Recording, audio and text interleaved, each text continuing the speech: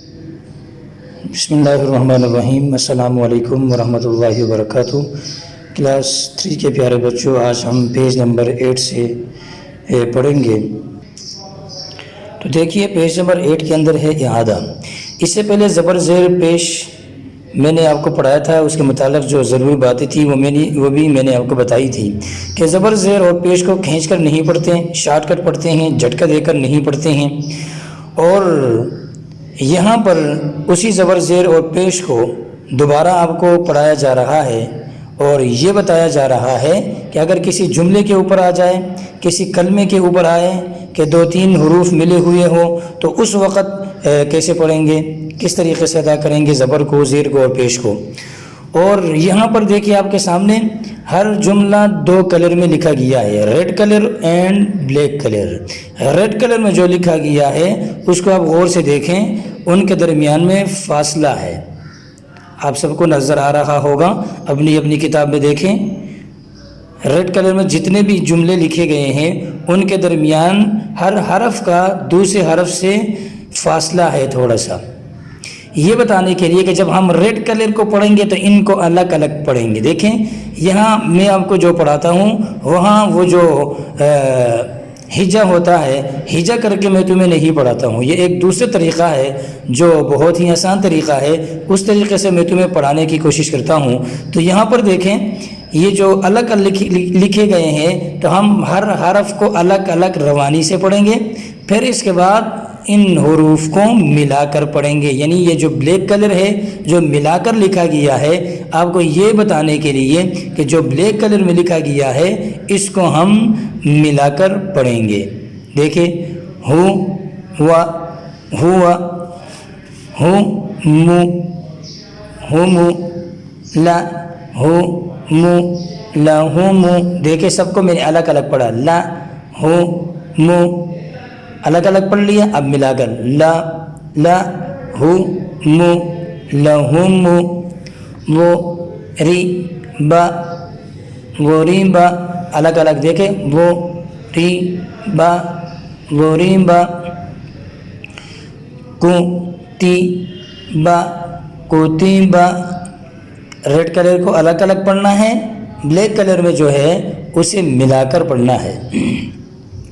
خلق خلق منع منع تصل تصل حشر حشر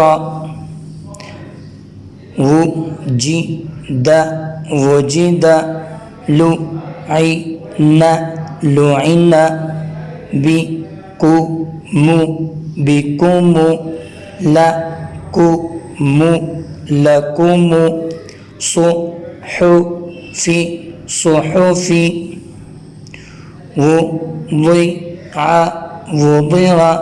تو دیکھیں اوپر جو ریڈ کلر ہے اس کو میں الگ الگ پڑھتا ہوں اور نیچے جو بلیک کلر ہے اس کو میں ملا کر پڑھتا ہوں، اس طریقے سے آپ نے پڑھنا ہے۔ جمع جمع قتل قتل ولم ولم حسن حسن نقر نقر رسل رسل طبع طبع بسط بسط کبر کبر۔ تو دیکھیں بیٹا اس طریقے سے آپ نے پڑھنا ہے اور ہجا نہیں کرنا ہے، روانی سے ہر حرف کو پہلے الگ الگ کر کے پڑھنا ہے، چاہے اس کے اوپر زبر ہو یا زیر ہو یا پیش ہو، پھر ان تینوں یا دونوں یا جتنے بھی حروف ہیں ان کو ملا کر پڑھنا ہے ہجا کیے بغیر روانی کے ساتھ۔ تو آپ کے تلفظ بھی درست ہو جائیں گے اور آوازوں کی ادائیگی وہ بھی ٹھیک ہو جائے گی، اور ساتھ میں آپ کو روانی کے ساتھ قرآن مجید پڑھنا بھی آ جائے گا۔ اب دیکھیں اگلا پیج ہے پیج نمبر 9۔ اس میں دیکھیں اعادہ، حروف کی ملتی جلتی آوازوں کی شناخت کرتے ہوئے درست ادائیگی کیجیے۔ آپ کو پچھلے سال بھی یہ بات بتائی گئی تھی کہ کچھ حروف ایسے ہوتے ہیں ان کی آواز پڑھتے ہوئے ادا کرتے ہوئے بالکل ایک جیسی آواز نکلتی ہے۔ جیسے یہاں آپ کے سامنے سین اور صاد ہے، یہ دونوں آواز میں تقریباً ایک جیسی ہے اور تھوڑا سا فرق ہے۔ اگر اس فرق کو ظاہر نہیں کریں گے تو سین سے صاد بن جائے گا اور صاد سے سین بن جائے گا، یعنی ایک حرف دوسرے حرف کے ساتھ تبدیل ہو جائے گا، اور اس کا نقصان یہ ہوگا کہ تجوید کا اصول ہے اور ایک مسئلہ ہے۔ مسئلہ یہ ہے کہ اگر ایک حرف کو دوسرے حرف کے ساتھ تبدیل کر دیا جائے تو معنی بدل جائے گا قرآن مجید کا۔ اگر قرآن مجید کا معنی بدل جائے تو ایسی صورت میں اگر نماز کے اندر ایسی غلطی ہو جائے، یعنی کہ ایک حرف کے ساتھ دوسرے حرف کو انسان تبدیل کر دے تو نماز پھر نہیں ہوتی۔ اس لیے کچھ حروف ایسے ہوتے ہیں جن کی آوازیں تقریباً ایک جیسی ہوتی ہیں اور تھوڑا سا فرق کر کے یہ بتانا ہوتا ہے کہ یہ فلاں حرف ہے فلاں نہیں ہے۔ اس فرق کو سیکھنا، سمجھنا، پھر اس کے مطابق پڑھنا بہت زیادہ ضروری ہے۔ تو دیکھیے سین اور صاد، سلیم صبر، سین کو باریک آواز میں ادا کرنا چاہیے اور صاد کو موٹی آواز میں۔ اگر کوئی یوں پڑھے سلیمہ صبرہ تو پھر اگر آپ سن رہے ہیں تو دیکھیں سلیمہ صبرہ، دونوں میں سین ہی کی آواز آپ کو سنائی دے گی۔ یا اگر کوئی دونوں کو موٹا کر کے پڑھے سلیمہ صبرہ، دونوں میں صاد کی آواز آپ کو سنائی دے گی، تو پھر ایسی صورت میں بہت بڑی غلطی ہو جائے گی۔ تو آپ نے کیسے پڑھنا ہے؟ سین کو باریک آواز میں اور صاد کو موٹا کر کے ادا کرنا ہے۔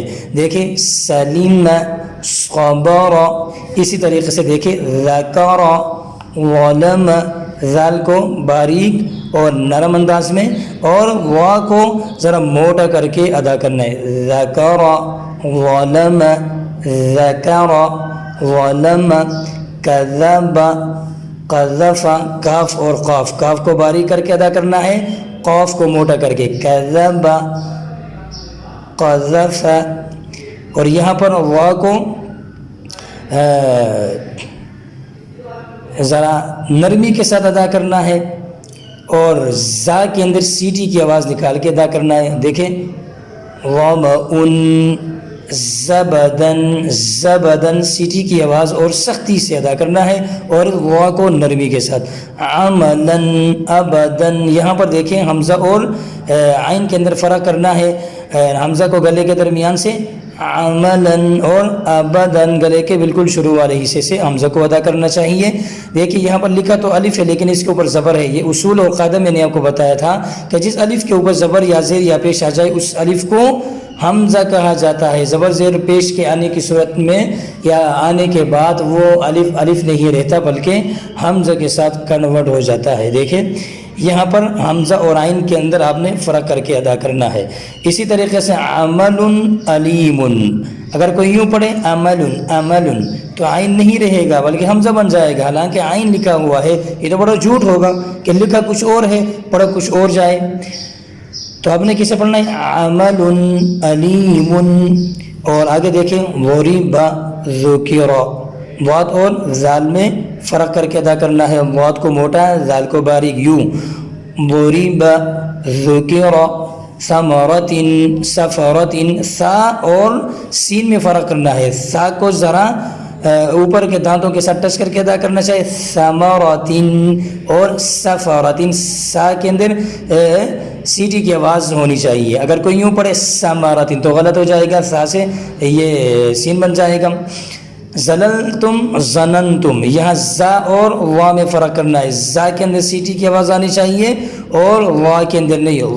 ظننتم زللتم، حشیمن حلیمن، ہا اور ہا میں فرق ہونا چاہیے۔ اگر کوئی یوں پڑھے حشیمن حلیمن تو یہ ہا سے ہا بن جائے گا تو کہ بہت بڑی غلطی ہو جائے گی۔ تو حشیمن حلیمن، ہا کو گلے کے درمیانی حصے سے نکالنا چاہیے اس کی آواز کو۔